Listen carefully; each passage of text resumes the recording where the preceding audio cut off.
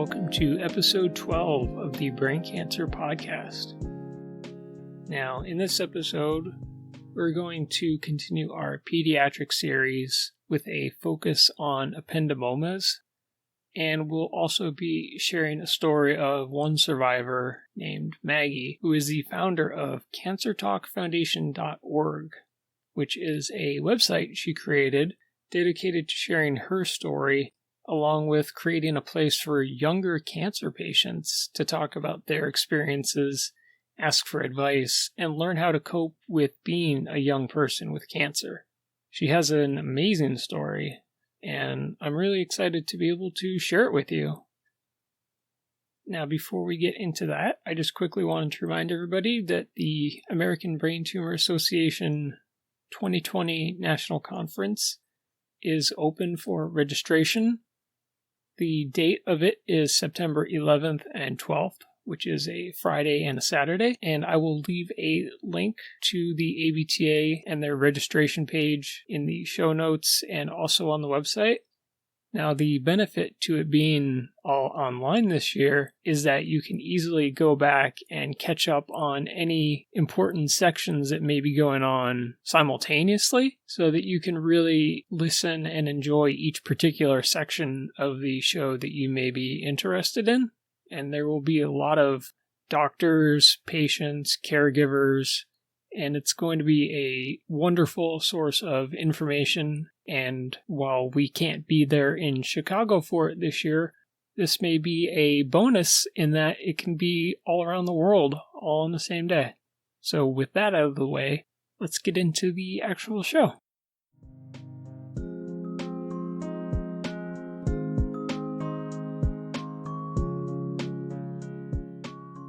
This episode is going to be all about ependymomas. Now, I have facts pulled up from both the ABTA and the CERN Foundation, which is the Collaborative Ependymoma Research Network.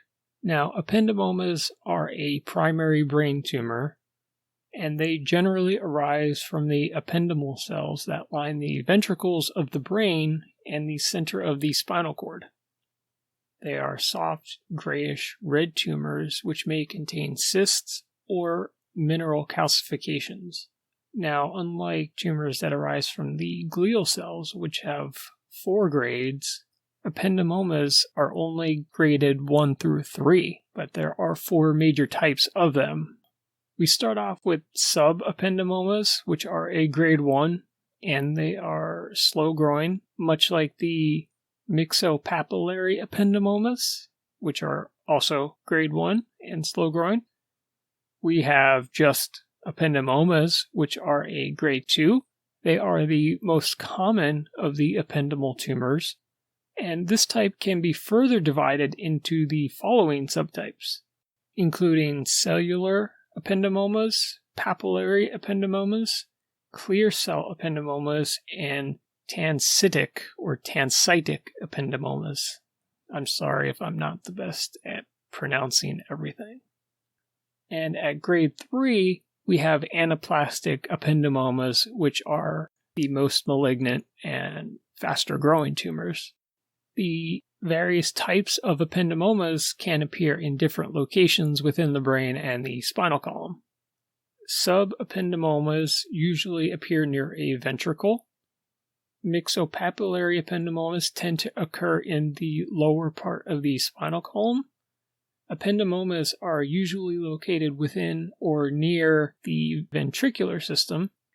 Anaplastic ependymomas are commonly found in the brain in adults and in the lower back part of the skull in children, and they are rarely found in the spinal cord.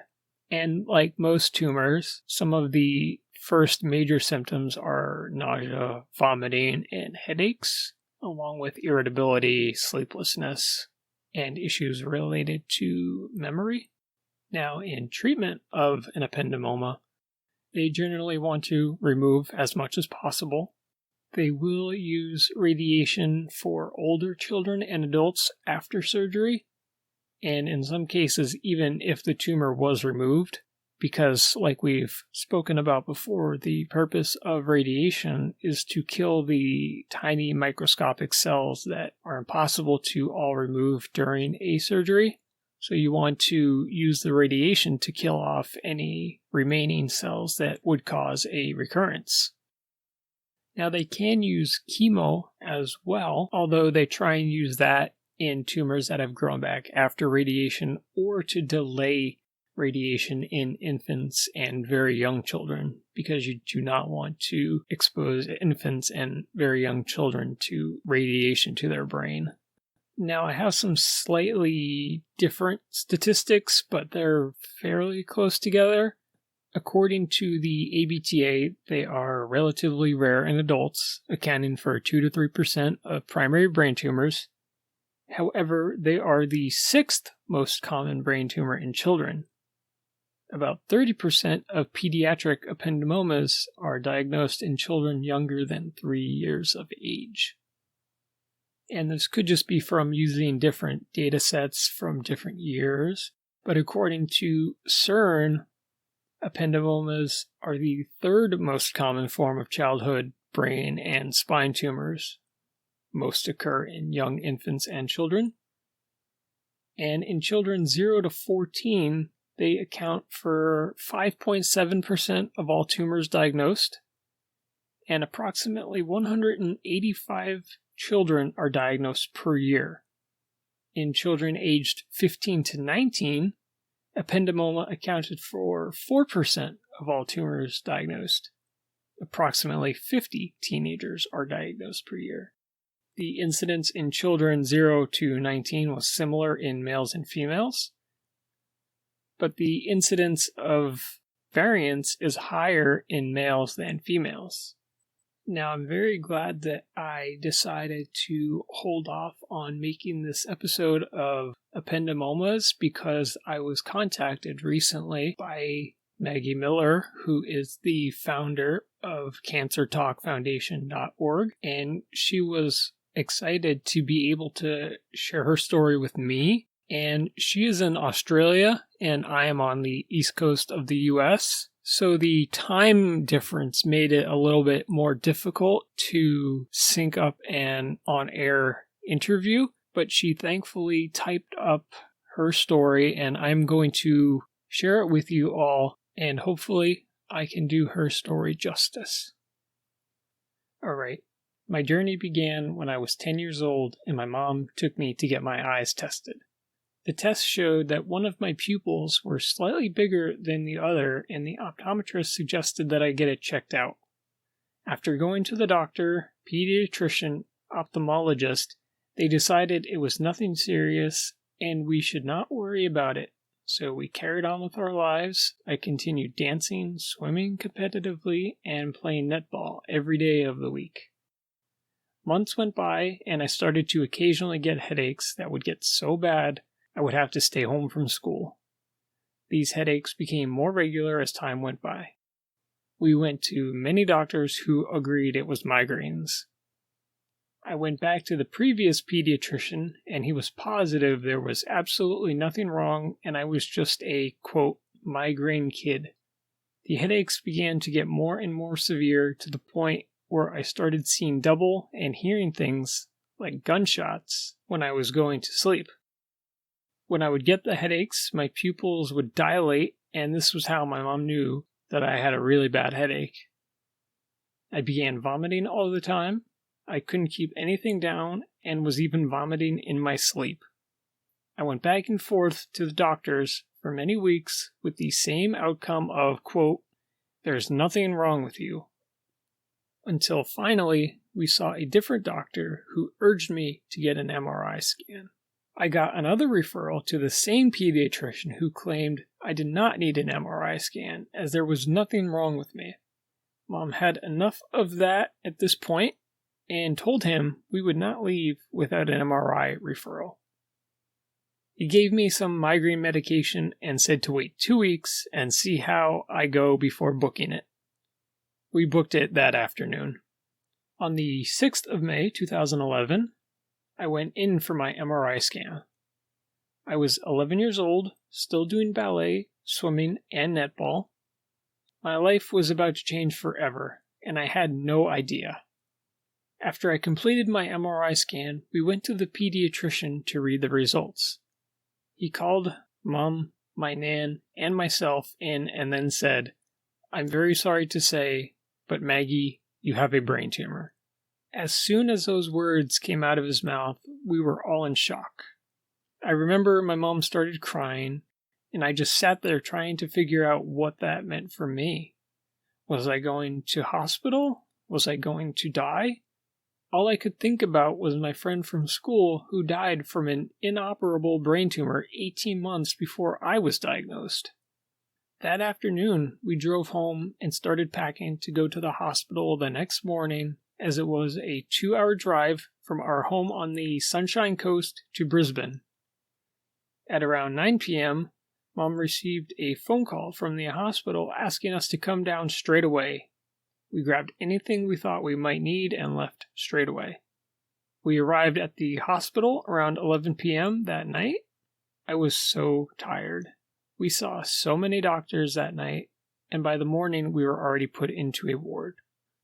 After a few days, I went into surgery to have a biopsy on the tumor and relieve the pressure in my head with a drain, which I had in my head for around a week or two. The results came back, and I was told I had a grade 3 ependymoma and ganglioma.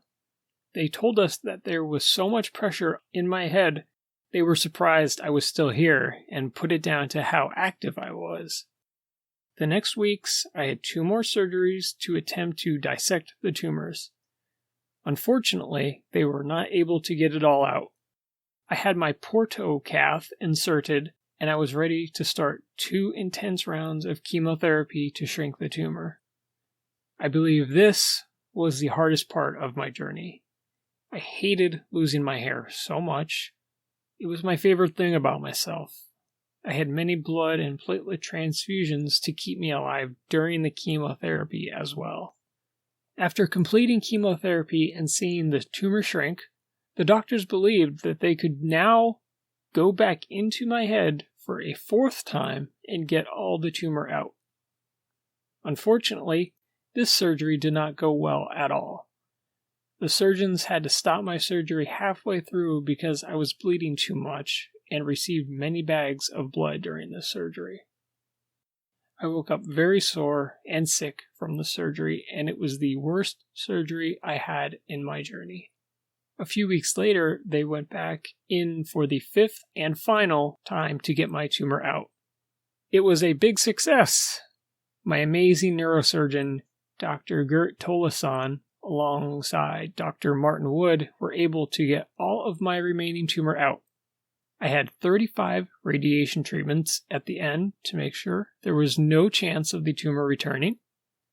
The 15th of November 2011 was the day I completed all my treatment, and it was just the best day ever. I will be 9 years cancer-free this November. I still have frequent checkups with scans, but recently moved to yearly scans.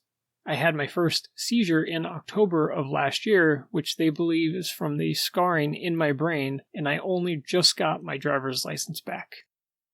I now suffer from short-term memory loss, fatigue, thyroid problems, damage to my hypothalamus, which causes my body to overheat regularly, and I now have to take melatonin because my brain is unable to make it and I don't fall into REM sleep.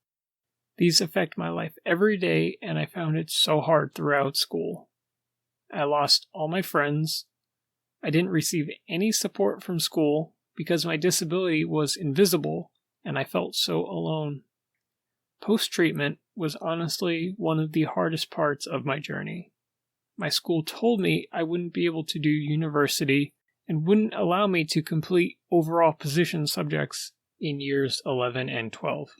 Now, if you're unfamiliar, overall position subjects, it's pretty much like requirements or what colleges and universities look at when they are determining who can get into a specific college. I'll put a link to it down below in the show notes because I wasn't sure what it was either. But she continues, I moved schools and completed 2 university courses while doing grade 11 and 12, and I passed both. I am now in my 3rd year of university studying a Bachelor of Counseling. I still don't receive hardly any support from the university, but I hope that one day I can make a change for young people with disabilities. I created a website called Cancer Talk for young people who are either experiencing cancer or have experienced cancer. I found there is not much support out there for young people with cancer. There's nowhere to connect with others who understand what it's like, so I decided to do something about it. My website is still small, but it allows young people to read my tips, share stories, talk to each other, and read my blog post talking about various topics concerning the cancer experience. I hope by making this website that no one has to feel as alone and lost as I did when I finished cancer treatment. And once again, the website is cancertalkfoundation.org. Now, I want to say thank you to Maggie for sharing your story with me and with everybody here, because this is something which is a story that has played out in many other young lives and adult lives with cancer. And regarding the post-treatment, it really is something that people who don't have brain cancer cannot really relate to, because that's one of the things that you do hear is, oh, well, you don't look sick, and that can be very frustrating to deal with because people don't realize how tiring and exhausting some of this treatment can be. And she has many issues that still affect her right now with her thyroid, the fatigue, and her inability to make melatonin, so she has to supplement and try and control those things as best she can.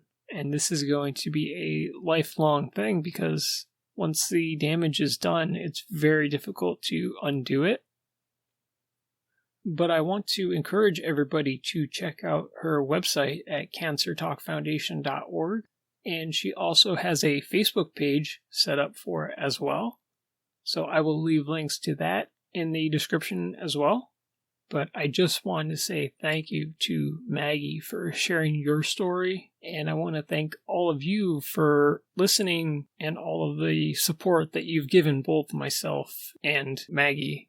Now, if you would like to share your story, you can contact me and we can definitely work something out. If you want to come on the show, we can do that. Or if you want to write it in your own words, like what we just did here, and I could read it, that's fine as well. Whatever is the most convenient for you. But I want to say thank you all for tuning in and listening, and I will be back again soon with another episode. I haven't settled on a topic yet, but I'm hoping to continue on with another pediatric type tumor or related to being a parent with young children when you have a brain tumor. You can email me at braincancerpodcast@gmail.com. You can also like the page on Facebook at facebook.com/braincancerpodcast. You can follow me on Twitter at braincancerpod. And I would like to hear any type of feedback, questions, comments, anything. But I hope that you all stay safe in this crazy world, and I will talk to you again soon. Bye.